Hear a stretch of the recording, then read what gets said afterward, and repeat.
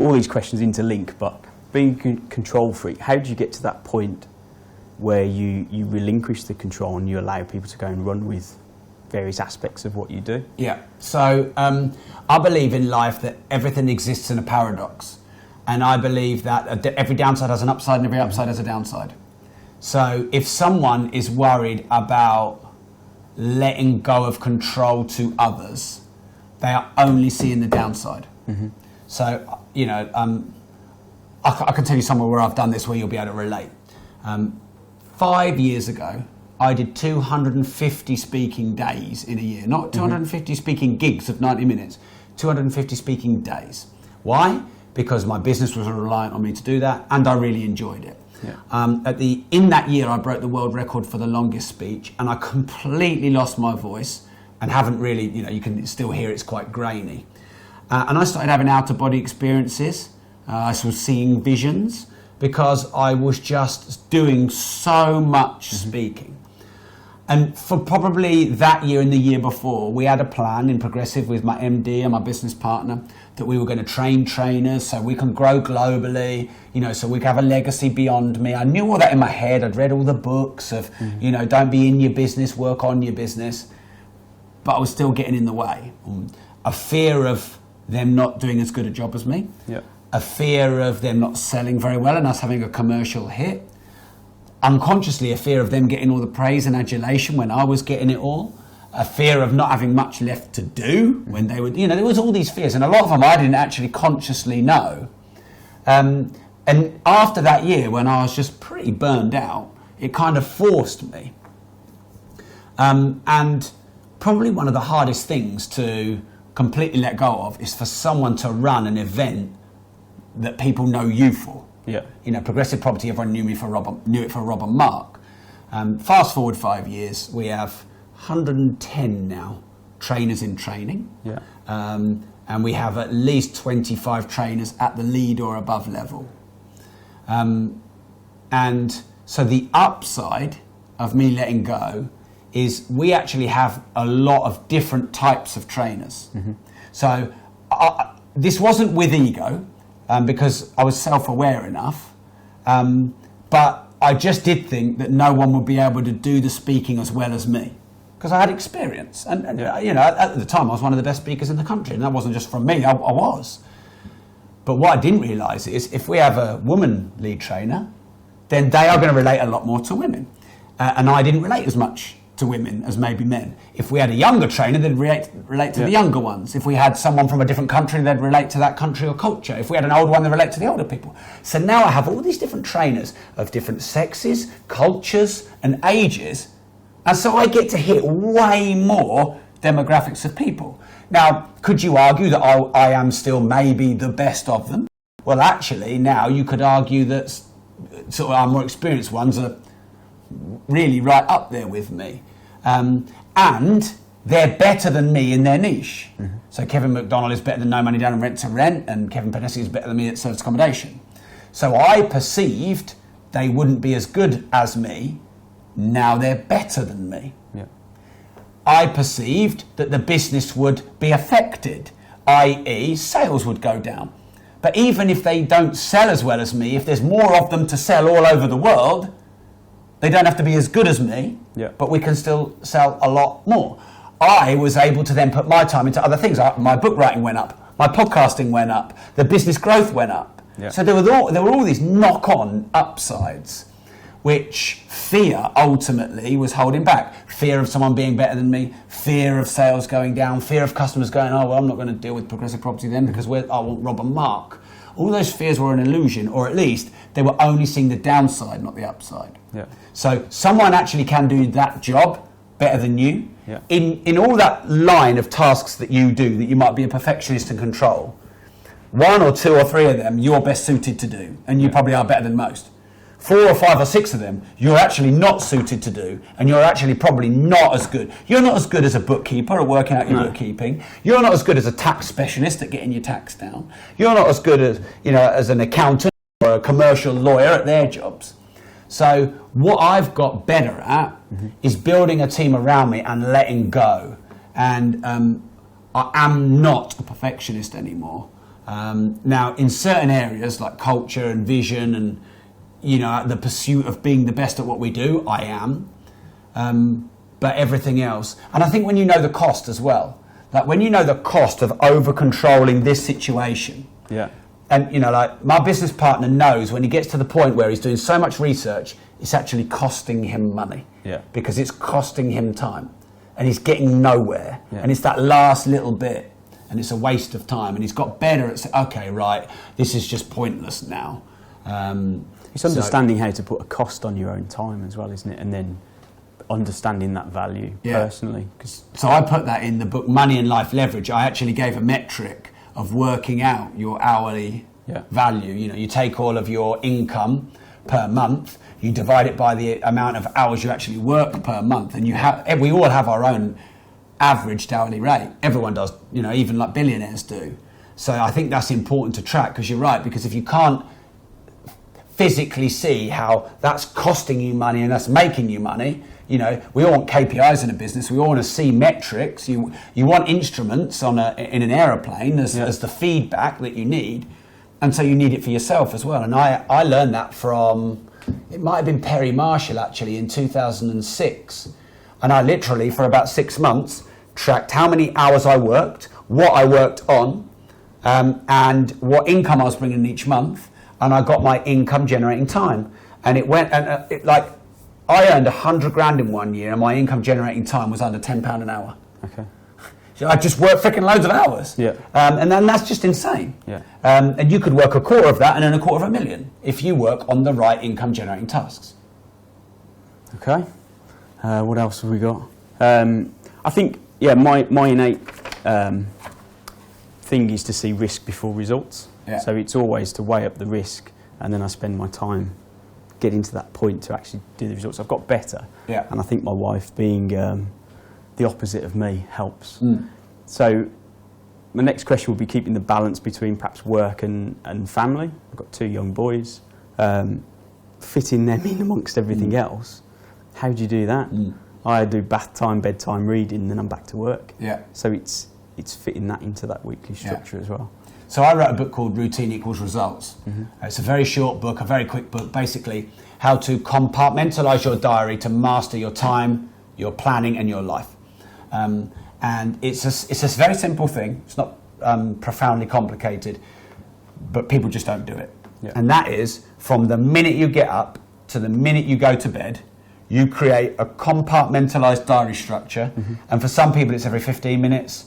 For some people it's every 30 minutes, some people it's every hour. It depends on how much you've got to do. And you compartmentalise in everything you do, or you want to do. Now, many people will remember this famous analogy. I forget the origin of it, but I refer to it in the book, where I think the lecturer was talking about a jar and put big rocks into the jar and asks the students if the jar is full. And they say yes. And then he gets some smaller pebbles and he can fit them around the rocks. Is the jar full? Yes. Then he may get some gravel. Is the jar full? Yes. Then sand and then water. And I extended that analogy in the book. And sand and water are totally menial tasks. Debates on Facebook, getting into arguments, just like research for the sake of it, you go on a website and then you're on another one, you're looking for new cars even though you can't afford it. That'd be sand. Water is everyone else's emergencies that, where they're, Steve, you've got to help me, oh shit, and you're in the middle of something important and it's their emergency and they convince you to help them, and you're fixing their shit and not yours. That's water. And that's all the stuff that you need to completely block. Now that won't fit in if there's no space or if there's a lid on the jar.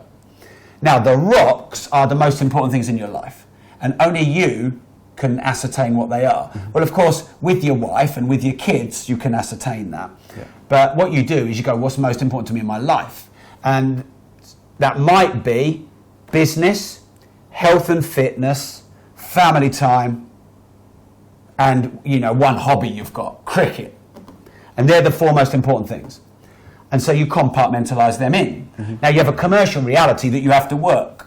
So you might, have 4 hours a day where you're going to fit that in. I always have dinner with my kids, 5 to 6. I've been playing football with Bobby 6 till half 6.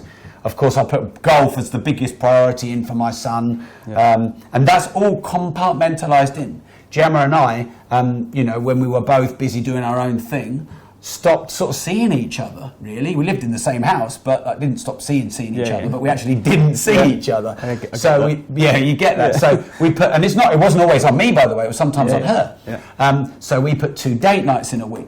And, in the evenings we keep free after sort of about 7:30, because Gemma puts the kids to bed, where we might watch Netflix or hang out together. I put in the exact time when I have my Costa coffee, exact time when I'm going to go to the gym, exact times for meetings. Because some things you've got to put in, which maybe aren't rocks, but they're pebbles. Meetings, for example. I'd love to do meetings at 6 o'clock in the morning, but the world ain't going to have that. So I do my meetings 9:30 to 10, 10:30 to 11. 9:30 to 10, 10 to 10:30, and 10:30 to 11. So I'll have 3 meetings there, and that can be in 5 days a week. And then in the school holidays, it pivots, because I'm pretty much out for the school holidays so every morning till 12 it's golf. And then so my day reverses. I don't really work beyond 3 o'clock, ever. That'd be nice. And like I always do these interviews later in the afternoon. You wouldn't have been given a 9:30 slot for this, it just would have been impossible. So I don't let the world dictate to me what I put in. And then as you get more to do, you have to sort of compartmentalise it into more specific chunks. And then as long as you follow that and then tweak it every month when you think, do you know what, that's not efficient. Or I was doing that, but I kept getting interrupted, so I need to move that. Or my energy is better at 3, so I'll put income generating and vision tasks at 3. I actually get 80% of my productive work done between 5:45 a.m. and 8 a.m. I did it today. Every day, because I have my coffee and it gets me buzzed, and you just keep refining it. Good stuff. Okay, so if you were in my boat, obviously we've known each other for a few years as well, but taking away from here, what would be perhaps the top 3 tasks you would suggest that I go away and do? I would sit down with your wife. And I would say it would be great if we can set a weekly plan where you're really happy that you're getting enough from me, where we're both happy, we're both spending enough time with the kids, where I can meet your needs and we can meet the business's needs too. Here's everything I've got to do. Tell me what you want to do and let's plan it. I'd probably grab the book Routine Equals Results and just read it first, because it will help. That would be step 1, because, a lot of people aren't really honouring their partners. When people say to me, my partner's just holding me back. Well, often what happens is you go on all these crazy courses, you plural, not you, you plural. I do. And I have as well. And your partners knew the old you, and then you go on all these crazy courses, come up with all these crazy ideas.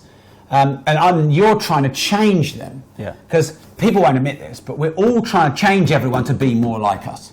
And like the day you stop trying to change your partner and change your kids and change your MD and change your business partner to be like you, and the more you accept and love them for who they are, your world gets better immediately. So you've got to get your wife bought in, meet her needs and your needs, almost as like, this is what you want, this is what I want. It's a bit of a negotiation. Because your wife and your kids are obviously really important, and you've got to fight for, there'll be a few things you've got to fight for, like, when you do certain jobs, tasks for your business. That'd be the first thing. The next thing is I'd list everything that you do, and I'd immediately pick off what's not earning you money. I'd probably put a pound sign next to it that it generates income, and I'd probably put a 0 against it if it doesn't generate income. I'd even write it all out and then order it. So this task earns me the most. This is the second most, the third most, the fourth most. And I'd start picking off some of the lower value tasks. And I would include in this, because I was quite interested. People have read, hundreds of thousands of people have read Life Leverage. And there's a lot of content in that book. And I'm gobsmacked that most of the time, the thing that people commonly say they like the best was the tiny section where I said, pay for a cleaner, pay for a cook, pay for a gardener, pay for a driver, blah, blah, blah. And I think that's not the best content, but that's what they remember. But, a cleaner might save your wife or whoever does that for 3 hours a week. A gardener might save 2 hours a week.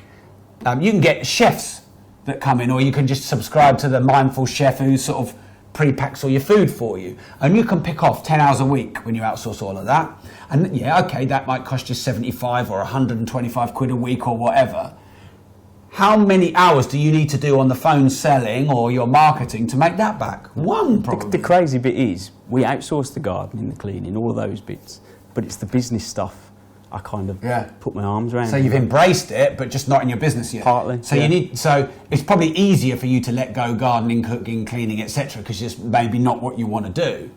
But you've got to have the same attitude in business and go, okay, you might want to do it all, but you've got to look at this and go, what's the low value stuff that's stopping me doing the high value stuff? Yeah. Okay. Cool. Number 3. Oh man.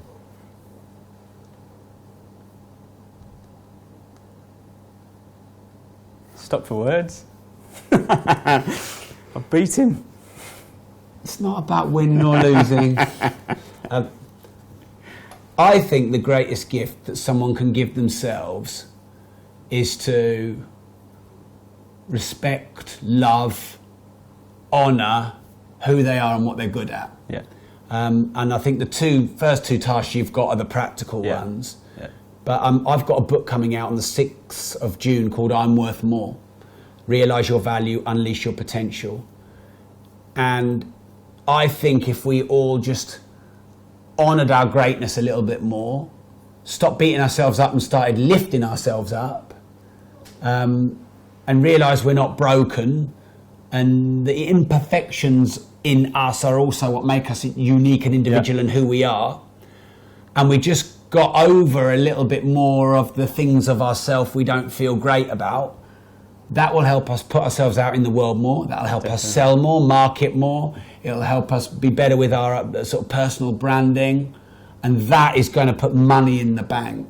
Yeah. And that's an ongoing pursuit, because I believe that self-worth is like a battery gauge. And if you do things well and they go well, the battery life goes up. And then if you have things that go against you or you make some mistakes, it can go down. It's not like I've got 100% self-worth. Yeah. No one's got 100% self-worth. It's always moving. Yeah. And it's our responsibility to charge it up, whether that's through reading a lot on personal development and mindset and self-worth, whether it's, doing some exercises and thought processes, like things that we beat ourselves up about, I messed that up, I hate myself for that. Going back and thinking about that and going, do you know what? That had its upsides. We've all screwed people over, and of course it's been accidental, and if people have got a good soul, they will feel some guilt around screwing someone over. But every time someone gets screwed over by us, it can often make them more mature and stronger. Yeah. I've got a mentor, John DeMartini, who says nothing you do is a disservice to your children. And I was like, well, what if I shout at them and lose my shit? And it's like, well, it'll probably strengthen them, or it'll, it usually makes you connect more with them later, or you might feel the guilt, and the guilt might help you care for them a bit more in that moment. So letting go of some of the mistakes we made and seeing the upsides of that. And then, people who we perceive have screwed us over, who we're holding resentment, anger and bitterness towards, all the people we envy and we're jealous of, just letting all that go. And I'm not saying it's easy, but it is so worth it. Yeah.